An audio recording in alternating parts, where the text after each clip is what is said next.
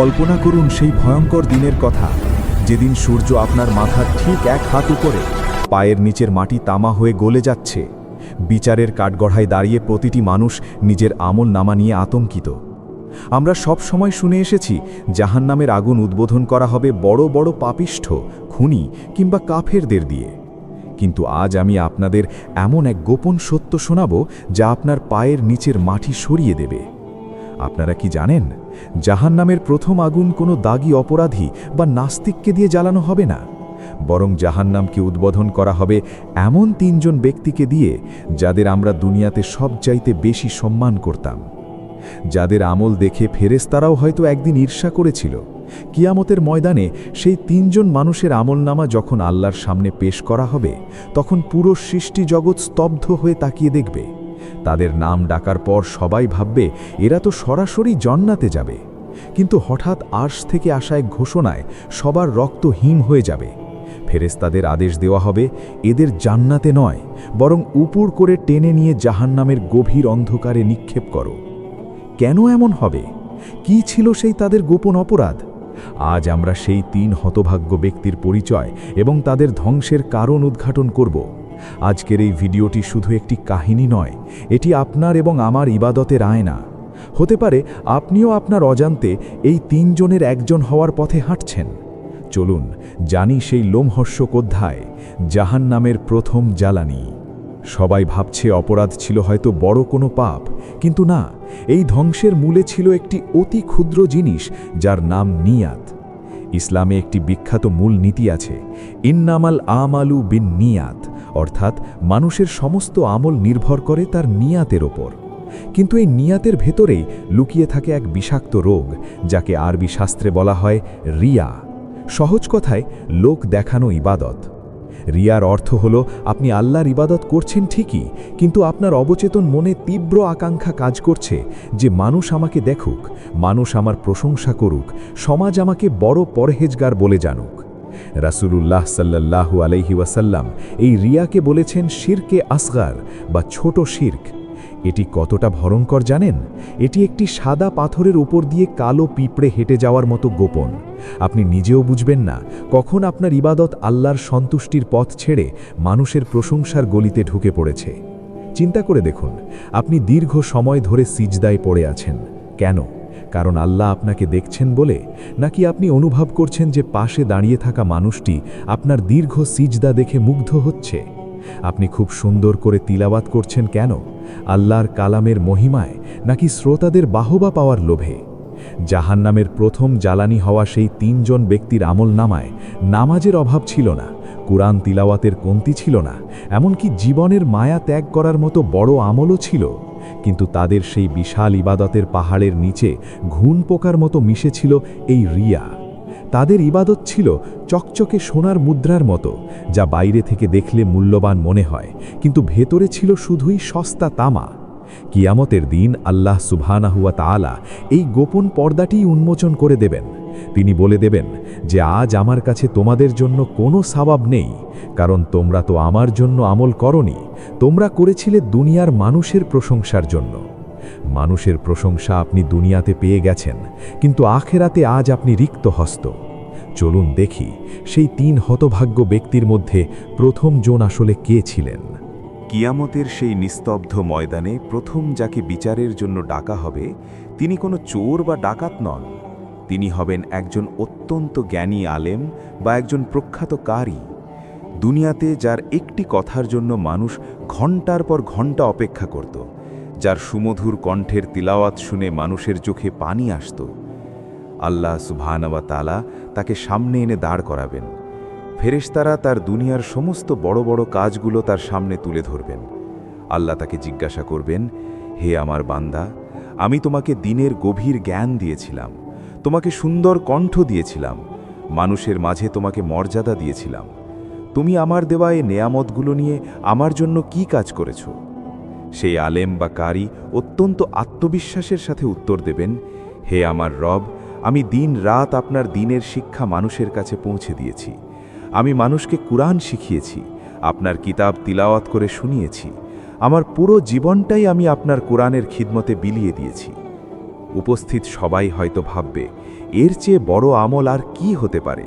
এর তো সরাসরি জান্নাত নিশ্চিত। কিন্তু ঠিক তখনই আরশ থেকে এক বজ্রকণ্ঠের ঘোষণা আসবে, কাজ্জাবতা, অর্থাৎ তুমি মিথ্যা বলছো। আল্লাহ বলবেন, তুমি জ্ঞান অর্জন করেছিলে যাতে মানুষ তোমাকে বড় জ্ঞানী বা আলেম বলে ডাকে। তুমি কুরআন তিলাওয়াত করেছিলে যাতে মানুষ তোমার কণ্ঠের প্রশংসা করে এবং তোমাকে বড় কারি বলে সম্মান দেয়। দুনিয়াতে তুমি যা চেয়েছিলে তা তুমি পেয়ে গেছো। মানুষ তোমাকে সম্মান দিয়েছে, তোমাকে বড় আলেম হিসেবে পূজা করেছে, তোমার প্রশংসা চারদিকে ছড়িয়ে পড়েছে। তোমার নিয়তের প্রাপ্য পুরস্কার তুমি দুনিয়াতেই ভোগ করে ফেলেছ। আজ এখানে আমার কাছে তোমার জন্য একটি নেকির কণাও অবশিষ্ট নেই। কল্পনা করুন সেই মুহূর্তের ভয়াবহতা।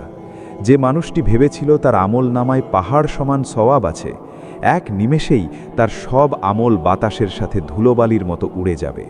তার আমল নামা হবে শূন্য। এরপর আল্লাহ ফেরেশতাদের কঠোর ভাষায় নির্দেশ দেবেন, একে ধরো এবং উপুড় করে টেনে নিয়ে জাহান্নামের জ্বলন্ত আগুনে নিক্ষেপ করো। যাকে দুনিয়ার মানুষ সম্মানের আসনে বসিয়েছিল, আজ তাকেই সবচাইতে লাঞ্ছিত অবস্থায় জাহান্নামের প্রথম জ্বালানি হিসেবে বেছে নেওয়া হলো। শুধু একটি কারণে, তার ইবাদতে ইখলাস ছিল না, ছিল লোক দেখানো সস্তা প্রশংসার লোভ।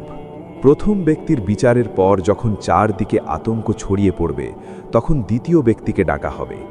তিনি এমন একজন ব্যক্তি যাকে দুনিয়ার মানুষ বীর শ্রেষ্ঠ বা মহান শহীদ হিসেবে জানত। তার সাহসিকতার গল্প মানুষের মুখে মুখে ছিল। তিনি ছিলেন এমন এক যোদ্ধা যিনি সত্যের পক্ষে লড়াই করতে গিয়ে নিজের বুক পেতে দিয়েছিলেন এবং শেষ পর্যন্ত যুদ্ধের ময়দানে প্রাণ বিসর্জন দিয়েছিলেন। আল্লাহ সুবহানাহু ওয়া তাআলা তাকে সামনে এনে দাঁড় করাবেন এবং তাকে দেওয়া সেই অসীম সাহসিকতা ও শারীরিক শক্তির কথা মনে করিয়ে দেবেন। আল্লাহ তাকে প্রশ্ন করবেন, হে আমার বান্দা, আমি তোমাকে যে বীরত্ব আর শক্তি দিয়েছিলাম তা দিয়ে তুমি আমার জন্য কি করেছ? সেই ব্যক্তি বুক ফুলিয়ে উত্তর দেবেন, হে আমার মাবুদ, আমি আপনার দ্বীনকে বিজয়ী করার জন্য বাতিলের বিরুদ্ধে লড়াই করেছি। আমি ময়দান ছেড়ে পালিয়ে যাইনি। আমি ততক্ষণ লড়াই করেছি যতক্ষণ না আমি আপনার পথে নিজের রক্ত ঢেলে দিয়ে শহীদ হয়েছি। আজ আমি আপনার কাছে সেই শাহাদতের প্রতিদান চাই। হয়তো ফেরেশতারাও তখন তার ক্ষতের দিকে তাকিয়ে থাকবে, তার ত্যাগের কথা ভেবে অবাক হবে। কিন্তু পরক্ষণেই এক ভয়ঙ্কর গর্জন শোনা যাবে। আল্লাহ বলবেন, কাজ্জাবতা, অর্থাৎ তুমি মিথ্যা বলছো। আল্লাহ বলবেন, তুমি লড়াই করেছিলে এই জন্য যাতে মানুষ তোমাকে বড় বীর বলবে, মানুষ তোমাকে সাহসী হিসেবে উপাধি দেবে। দুনিয়াতে মানুষ তোমাকে সেই উপাধি দিয়ে দিয়েছে। খবরের কাগজে তোমার বীরত্বের কাহিনী লেখা হয়েছে, ইতিহাসে তোমার নাম স্বর্ণাক্ষরে লিপিবদ্ধ হয়েছে। তুমি যা চেয়েছিলে তার পূর্ণ প্রতিদান তুমি দুনিয়াতে মানুষের বাহবার মাধ্যমে পেয়ে গেছো। কিন্তু আমার সন্তুষ্টির জন্য তোমার হৃদয়ে কোনো স্থান ছিল না। আজ আমার কাছে তোমার জন্য কিছুই নেই। একটু চিন্তা করুন, যে মানুষটি নিজের জীবন পর্যন্ত দিয়ে দিল, কিন্তু শুধু নিয়ত বা উদ্দেশ্যের ভুলে সেই বিশাল ত্যাগ আজ মূল্যহীন এক ধ্বংসস্তূপে পরিণত হচ্ছে। তার শরীরের প্রতিটি ক্ষত আজ তার বিরুদ্ধে সাক্ষ্য দেবে যে এগুলো আল্লাহর জন্য ছিল না, ছিল সস্তা সুনামের জন্য। এরপর সেই ভয়ঙ্কর নির্দেশ আসবে, একেও ধরো এবং উপুড় করে হেঁচড়ে নিয়ে জাহান্নামের আগুনের দিকে নিক্ষেপ করো। বীরত্বের মুকুটধারী সেই যোদ্ধা আজ অপমানের শিকলে বন্দী হয়ে জাহান্নামের প্রথম দিকের জ্বালানি হিসেবে নিক্ষিপ্ত হবেন। দুনিয়ার মানুষের কাছে যিনি ছিলেন হিরো, আল্লাহর বিচারে তিনি আজ সবচাইতে বড় প্রতারক। কারণ তিনি বীরত্ব দেখিয়েছিলেন ঠিকই, কিন্তু বীরত্বের মালিককে সন্তুষ্ট করতে পারেননি। দুইজন বড় আমলকারীর পতনের পর এবার ডাকা হবে তৃতীয় ব্যক্তিকে। এই ব্যক্তি দুনিয়াতে পরিচিত ছিলেন এক অনন্য দানবীর হিসেবে। তার সম্পদ ছিল অগাধ, আর সেই সম্পদের একটা বড় অংশ তিনি অকাতরে বিলিয়ে দিতেন। এতিমখানা নির্মাণ, মসজিদ তৈরি, ক্ষুধার্তদের খাবার দেওয়া, এমন কোনো ভালো কাজ ছিল না যেখানে তার নামের ফলক ছিল না। দুনিয়ার মানুষ তাকে দেখলেই সম্মান দিয়ে দাঁড়িয়ে যেত, তাকে আশা ও ভরসার প্রতীক মনে করত। আল্লাহ সুবহানাহু ওয়া তাআলা তাকে সামনে এনে দাঁড় করাবেন। আল্লাহ তাকে জিজ্ঞাসা করবেন, হে আমার বান্দা, আমি তোমাকে অঢেল সম্পদ দিয়েছিলাম, তোমাকে প্রাচুর্য দান করেছিলাম। তুমি আমার দেওয়া সেই ধনসম্পদ নিয়ে কি করেছ? সেই ব্যক্তি অত্যন্ত বিনয়ের সাথে উত্তর দেওয়ার চেষ্টা করবেন, হে আমার রব, আমি এমন কোনো জায়গা বা ভালো কাজ বাকি রাখিনি যেখানে আপনার সন্তুষ্টির জন্য আমি দান করিনি। আমি কোটি কোটি টাকা ব্যয় করেছি, হাজার হাজার মানুষের মুখে হাসি ফুটিয়েছি, আমার পুরো জীবনটাই আমি আপনার কোরআনের খিদমতে বিলিয়ে দিয়েছি। পুরো ময়দান হয়তো তখন তার এই বিশাল ত্যাগের কথা শুনে মুগ্ধ হয়ে তাকিয়ে থাকবে, কিন্তু সেই নিস্তব্ধতা ভেঙে আবারও আরশ থেকে সেই হাড় কাঁপানো বাণী শোনা যাবে, কাজ্জাবতা, অর্থাৎ তুমি মিথ্যা বলছো। আল্লাহ বলবেন, তুমি দান করেছিলে যাতে মানুষ তোমাকে বড় দাতা বা হাতেম তাই বলে ডাকে। তুমি সমাজসেবা করেছিলে যাতে পত্রপত্রিকায় তোমার ছবি ছাপা হয়, মানুষ তোমাকে বাহবা দেয় এবং সমাজে তোমার প্রভাব বাড়ে। দুনিয়াতে তুমি যা চেয়েছিলে তা তুমি 16 আনা পেয়ে গেছো।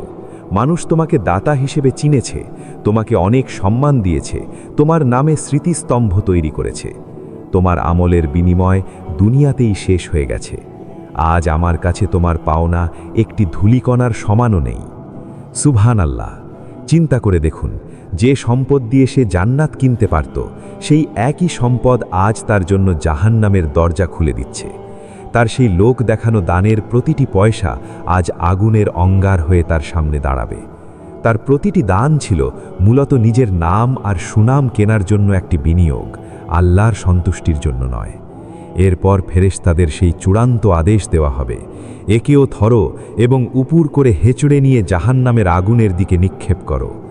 দাতা হিসেবে পরিচিত সেই মহাদানবীর আজ এক ঘৃণিত অপরাধী হিসেবে জাহান্নামের প্রথম জ্বালানিদের কাতারে গিয়ে দাঁড়াবেন। দুনিয়ার মানুষের কাছে যিনি ছিলেন দয়ার সাগর, কিন্তু আল্লাহর কাছে তিনি ছিলেন কেবল একজন সুনিপুণ অভিনেতা। আমরা যখন এই 3টি কাহিনী শুনি, তখন আমাদের মনে একটি বড় প্রশ্ন জাগে, কেন তাদের এত ত্যাগ, এত কষ্ট আর এত ইবাদত এক মুহূর্তেই ছাই হয়ে গেল? এর উত্তর লুকিয়ে আছে একটি সূক্ষ্ম কিন্তু ভয়ঙ্কর সত্যের মাঝে। আমলের পাহাড় বড় হওয়া মানেই তা কবুল হওয়া নয়। কিয়ামতের দিন আমল মাপা হবে, গোনা হবে না। আল্লাহ সুবহানাহু ওয়া তাআলা আমলের সংখ্যা দেখবেন না, তিনি দেখবেন আমলের ওজন। আর সেই ওজনের মূল মাপকাঠি হল ইখলাস বা নিষ্ঠা। ইখলাস হলো একটি আমলের আত্মা। আত্মা ছাড়া শরীর যেমন একটি মৃতদেহ ছাড়া আর কিছুই নয়, ঠিক তেমনি ইখলাস ছাড়া ইবাদত হলো একটি অর্থহীন কঙ্কাল। পবিত্র কোরআনে আল্লাহ বলেন, আমি তাদের আমলের দিকে মনোনিবেশ করব এবং সেগুলোকে বিক্ষিপ্ত ধূলিকণায় পরিণত করব। সূরা আল ফুরকান 23। চিন্তা করুন, পাহাড়ের মতো বড় বড় নেক আমল যা দেখতে অনেক উজ্জ্বল ছিল, কিন্তু কিয়ামতের দিন তা স্রেফ বাতাসে উড়ে যাওয়া ধুলোর মতো হালকা হয়ে যাবে। কেন? কারণ সেই আমলের ভেতরে আল্লাহর সন্তুষ্টির কোনো অস্তিত্ব ছিল না। সেই 3 জন ব্যক্তির আমলনামায় হয়তো কোটি কোটি টাকার হিসাব ছিল, হাজার হাজার ঘন্টার তিলাওয়াত ছিল, কিংবা শাহাদাতের রক্ত ছিল, কিন্তু সেই আমলগুলোর ওজনের পাল্লা ছিল শূন্য, কারণ তারা তাদের আমলের বিনিময়ে আল্লাহর জান্নাত চাননি, বরং দুনিয়ার মানুষের মুখ থেকে কয়েকটা প্রশংসাসূচক শব্দ চেয়েছিলেন। আর আল্লাহ অত্যন্ত ইনসাফকারী, তারা যা চেয়েছেন আল্লাহ তাদের দুনিয়াতেই তা দিয়ে দিয়েছেন। হাদিস শরীফে এসেছে, হযরত আবু হুরায়রা রাদিয়াল্লাহু আনহু যখনই এই 3 ব্যক্তির হাদিসটি বর্ণনা করতে যেতেন, তিনি ভয়ে 3 বার অজ্ঞান হয়ে যেতেন, কারণ তিনি জানতেন ইবাদত করা যতটা কঠিন, সেই ইবাদতকে রিয়া বা লোক দেখানো মানসিকতা থেকে বাঁচিয়ে রাখা তার চেয়েও 1000 গুণ বেশি কঠিন। আমল নামায় অনেক নেকি থাকলেই নিশ্চিন্ত হওয়ার উপায় নেই। আসল কথা হলো, সেই নেকিগুলো কি আল্লাহর আরশ পর্যন্ত পৌঁছাতে পেরেছে, নাকি সেগুলো মানুষের বাহবার মধ্যেই শেষ হয়ে গেছে? এই 3 জন ব্যক্তির কাহিনী আমাদের চোখে আঙুল দিয়ে দেখিয়ে দেয় যে লোক দেখানো একটি বিশাল আমলের চেয়ে আল্লাহর ভয়ে লোকচক্ষুর অন্তরালে করা সামান্য একটি কাজও আল্লাহর কাছে অনেক বেশি দামি। হিসাব শেষ, বিচার শেষ। এখন সেই চূড়ান্ত মুহূর্ত, যখন শান্ত জাহান্নামকে প্রথমবার জাগিয়ে তোলা হবে। জাহান্নামীরা তখন লাইনে দাঁড়িয়ে কাঁপছে, কিন্তু সবাইকে অবাক করে দিয়ে ফেরেশতাদের অগ্রযাত্রা শুরু হবে সেই 3 জন আলেম, বীর যোদ্ধা আর দানবীরের দিকে। হাদিসের ভাষায় এটি কোনো সাধারণ মৃত্যু বা শাস্তি নয়। জাহান্নামকে যখন প্রথম প্রজ্বলিত করা হবে, এই 3 জনই হবেন তার প্রথম জ্বালানি। কল্পনা করুন সেই মুহূর্তটি, জাহান্নাম যেন হাজার বছর ধরে ক্ষুধার্ত এক হিংস্র পশু যা তার প্রথম শিকারের জন্য অপেক্ষা করছে। আল্লাহর পক্ষ থেকে কঠোর নির্দেশ আসবে, হুজুহু অর্থাৎ একে ধরো। ফেরেশতারা তাদের কলার ধরে কিংবা পায়ের চুল ধরে উপুর করে ফেলবেন। তাদের সেই মুখমণ্ডল যা দুনিয়াতে সম্মানের সাথে উঁচিয়ে রাখত, আজ তা মাটির সাথে ঘষতে ঘষতে টেনে নিয়ে যাওয়া হবে। জাহান্নামের আগুনের কাছে পৌঁছানোর পর সেই আগুনের উত্তাপ আর গর্জন দেখে তাদের কলিজা শুকিয়ে যাবে। তারা চিৎকার করে হয়তো শেষবারের মতো ক্ষমা চাইবে, কিন্তু আরশের অধিপতি তখন চূড়ান্ত ন্যায় বিচারক। তাদের সেই সব তিল তিল করে জমানো আমল যা দিয়ে তারা জান্নাত আশা করেছিল, আজ সেই আমলগুলোই আগুনের দাহ্য পদার্থ হিসাবে কাজ করবে। যখন তাদের প্রথম জাহান্নামের অতল গহ্বরে ছুঁড়ে মারা হবে, তখন জাহান্নাম এক প্রচণ্ড হুঙ্কার দিয়ে জ্বলে উঠবে। সেই প্রথম শিখাটি হবে সবচাইতে ভয়ঙ্কর। রসুলুল্লাহ সাল্লাল্লাহু আলাইহি ওয়াসাল্লাম বলেছেন, কিয়ামতের দিন জাহান্নামকে আনা হবে ৭০,০০০ শিকল দিয়ে টেনে, আর প্রতিটি শিকল ধরবে ৭০,০০০ ফেরেশতা।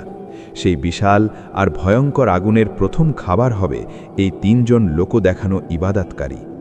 জাহান্নাম তাদের গ্রাস করার সময় যেন পৃথিবীকে এই বার্তা দেবে যে আল্লাহর সাথে যারা প্রতারণা করে, যারা তার ইবাদতকে মানুষের কাছে বিক্রয় করে, তাদের শেষ ঠিকানা এই আগুনের গভীরতম অন্ধকার।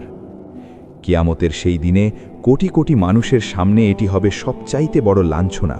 যারা দুনিয়াতে হিরো ছিল, তারা আজ আগুনের প্রথম ইন্ধন। এটি শুধু তাদের শাস্তি নয়, এটি পুরো মানবজাতির জন্য এক চরম সতর্কতা। হয়তো আপনি ভাবছেন, সেই ৩ জন ব্যক্তি তো অনেক আগের বা বিশেষ কেউ, কিন্তু একটু থামুন। একবার আমাদের বর্তমান জীবনের দিকে তাকান। আমরা কি সেই একই পথে হাঁটছি না? আজ আমরা এমন এক যুগে বাস করছি যাকে বলা হয় প্রদর্শনীর যুগ বা দ্য এরা অফ শোয়িং অফ। আজ আমাদের প্রতিটি ইবাদত কি আল্লাহর আরশ পর্যন্ত পৌঁছানোর আগেই সোশ্যাল মিডিয়ার সার্ভারে জমা হচ্ছে না?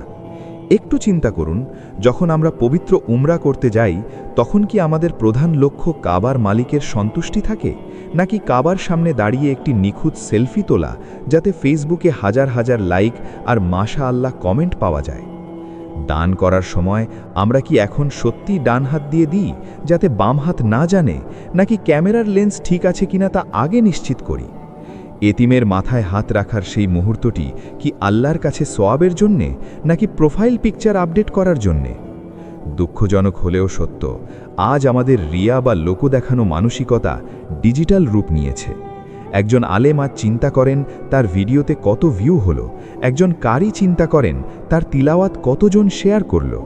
আমরা যখন জনসম্মুখে নামাজ পড়ি, তখন আমাদের রুকু সিজদা কতই না দীর্ঘ হয়, অথচ যখন একা ঘরে আল্লাহর সামনে দাঁড়াই, তখন সেই নামাজে এত তাড়াহুড়ো কেন? রাসূলুল্লাহ এই ভয়ঙ্কর ফিতনা সম্পর্কেই আমাদের সতর্ক করেছিলেন। এই ৩ জন ব্যক্তির কাহিনী আমাদের মনে করিয়ে দেয় যে ইবাদতের পরিমাণ নয়, বরং ইবাদতের মান বা কোয়ালিটি বড়। ডিজিটাল প্ল্যাটফর্মে হয়তো আমরা হাজারো মানুষের বাহবা পাচ্ছি, কিন্তু আল্লাহর খাতায় কি আমাদের সেই আমলগুলোর পাশে শূন্য লেখা হচ্ছে না তো? মনে রাখবেন, কবরে আপনার ফেসবুক ফলোয়াররা যাবে না, যাবে আপনার সেই গোপন আমলটি যা শুধু আপনি আর আপনার রব জানতেন। আজকের এই সোশ্যাল মিডিয়ার লাইক আর কমেন্ট কিয়ামতের দিন আপনার কোনো উপকারে আসবে না, যদি না আপনার নিয়ত আল্লাহর জন্যে বিশুদ্ধ থাকে। আমরা তবে সেই ৩ জন ব্যক্তির মতোই আমাদের আমলগুলোকে দুনিয়াতে বিক্রয় করে দিচ্ছি তো? এই প্রশ্নটি আজ নিজেকে করার সময় এসেছে। এতক্ষণ আমরা যে ভয়াবহ পরিণতির কথা শুনলাম, তা শুনে যে কারো অন্তর কেঁপে ওঠাই স্বাভাবিক। কিন্তু ইসলাম শুধু ভয়ের ধর্ম নয়, এটি আশার ধর্ম। এখন প্রশ্ন হলো, এই ভয়ঙ্কর লোক দেখানো রোগ বা রিয়া থেকে আমরা কিভাবে বাঁচব? কিভাবে আমাদের আমলগুলোকে সেই ৩ জন ব্যক্তির পরিণতির হাত থেকে রক্ষা করব? এর প্রথম এবং প্রধান চাবিকাঠি হল গোপন ইবাদতের অভ্যেস করা। হজরত ইমাম শাফেঈ রহমাতুল্লাহ বলতেন, তুমি যেভাবে তোমার পাপগুলোকে মানুষের কাছে লুকাতে চাও, ঠিক সেভাবে তোমার নেক আমলগুলোকেও মানুষের কাছ থেকে লুকিয়ে রাখো। দিনের বেলায় আপনি সবার সামনে যা দান করছেন, তার চেয়েও বেশি চেষ্টা করুন গভীর রাতে এমনভাবে কাউকে সাহায্য করতে যাতে আপনার পাশের মানুষটিও তা জানতে না পারে। একা ঘরে আল্লাহর জন্যে ২ ফোঁটা চোখের পানি ফেলুন, যা কোনোদিন ক্যামেরায় ধরা পড়বে না। এই গোপন ইবাদতই হবে আপনার ইখলাসের প্রমাণ। দ্বিতীয়ত, আমলের আগে, মাঝে এবং পরে নিজের নিয়তকে বারবার চেক করা। যখনই কোনো ভালো কাজ করতে যাবেন, নিজেকে প্রশ্ন করুন, আমি কি এটি আল্লাহর জন্য করছি নাকি মানুষের প্রশংসা পাওয়ার জন্য? যদি মনে সামান্যতম খটকা লাগে, তবে সাথে সাথে মনে মনে বলুন, হে আল্লাহ, এই আমলটি শুধু আপনারই জন্য। তৃতীয়ত, একটি বিশেষ দোয়া নিয়মিত পড়া। রাসূলুল্লাহ সাহাবীদের শিখিয়েছিলেন রিয়ার মতো সূক্ষ্ম শিরক থেকে বাঁচার জন্য এই দোয়াটি পড়তে। আল্লাহুম্মা ইন্নী আউযুবিকা আন উশরিকা বিকা শাইয়াং ওয়া আনা আলামু ওয়া আস্তাগফিরুকা লিমা লা আলামু, যার অর্থ, হে আল্লাহ, জেনে শুনে আপনার সাথে শিরক করা থেকে আমি আপনার কাছে আশ্রয় চাই এবং যা আমার অজান্তে হয়ে যায় তার জন্যে ক্ষমা চাই। মনে রাখবেন, শয়তান সব সময় আপনার অন্তরে কুমন্ত্রণা দেবে। আপনি যখন ভালো কাজ করবেন, সে এসে বলবে, দেখো সবাই তোমাকে কত সম্মান করছে। ঠিক সেই মুহূর্তেই আপনাকে সচেতন হতে হবে। মানুষের প্রশংসা তুচ্ছ মনে করুন, কারণ মানুষের দেওয়া সম্মান ক্ষণস্থায়ী, কিন্তু আল্লাহ দেওয়া জান্নাত চিরস্থায়ী। আপনার ইবাদতকে একটি গোপন সম্পদের মতো রক্ষা করুন, যা শুধু কিয়ামতের দিন আপনি আপনার রবের সামনে উন্মোচন করবেন।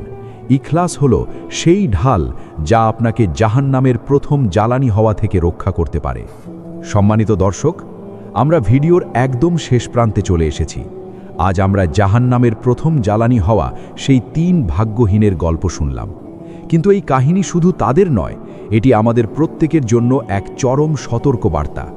হয়তো আপনি খুব সাধারণ একজন মানুষ, হয়তো আপনি অনেক বড় কোনো আলেম নন, বীর যোদ্ধা নন, কিংবা কোটিপতি দানবীর নন, কিন্তু আপনার আমার ছোট ছোট ইবাদতগুলো, সেই এক ওয়াক্তের নামাজ, সামান্য একটু দান কিংবা একটি ভালো কথা, সেগুলোর ভেতরেও কি রিয়ার বিষ মিশে নেই? আমরা কি প্রতিটি পদক্ষেপে মানুষের স্বীকৃতির জন্য তৃষ্ণার্থ হয়ে থাকছি না? একটু ভাবুন সেই ভয়ঙ্কর দিনের কথা, যেদিন আপনার সারা জীবনের জমানো পুঁজি, আপনার সব ইবাদত আপনার সামনেই আগুনের জ্বালানি হিসেবে ছুঁড়ে ফেলা হবে। সেই নিঃস্ব হওয়ার যন্ত্রণার চেয়ে বড় কোনো যন্ত্রণা আর হতে পারে না। তবে সুসংবাদ হলো, আমরা এখনও বেঁচে আছি। আমাদের তওবার দরজা এখনও বন্ধ হয়ে যায়নি। এখনই সময় আমাদের নিয়তকে ধুয়ে মুছে পরিষ্কার করার। আজ রাতেই জায়নামাজে দাঁড়িয়ে আল্লাহর কাছে ডুকরে কেঁদে বলুন, হে আল্লাহ, আমি এতদিন যা করেছি হয়তো তাতে মানুষের প্রশংসার লোভ ছিল।